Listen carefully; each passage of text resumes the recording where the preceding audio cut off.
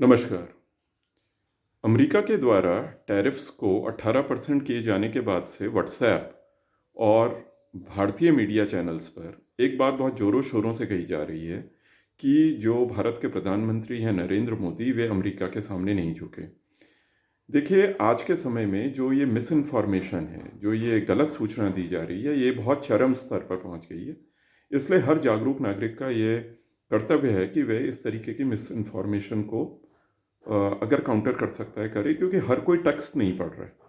तो आइए आपके साथ ये जो टैरिफ के 18% घटने का जो मामला है, इसको आपके सामने साझा कर देते हैं। देखिए, जो अमेरिका ने 18% टैरिफ किए हैं, इसके लिए भारत ने अमेरिका को बहुत कुछ दे दिया है। जैसे सबसे पहला कमिटमेंट ये कर दिया गया है कि अब हम रशिया से सस्ता तेल नहीं खरीदेंगे। दूसरा कमिटमेंट ये है कि अगर हमें तेल खरीदना होगा तो या तो हम वेनेजुएला से खरीदेंगे या फिर हम यूएस से खरीदेंगे। तीसरा कमिटमेंट हमने ये कर दिया है कि बहुत सारे गुड्स जो हैं, जो माल है, उसमें हमने अमेरिका को हम अमेरिका के जो प्रोडक्ट्स होंगे उन पर भारत, जो अमेरिका हमको एक्सपोर्ट करता है, जो हम उससे इंपोर्ट करते हैं, उसमें हमने 0% कर दिया है उसमें टैरिफ।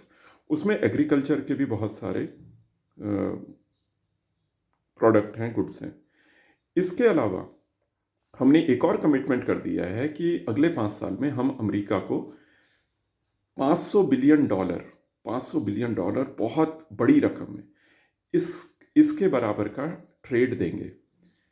कहने का अर्थ यह है कि हमने इतना कुछ अमेरिका को दे दिया, तो इसके पहली बात तो यह है कि इसके क्या परिणाम हो सकते हैं।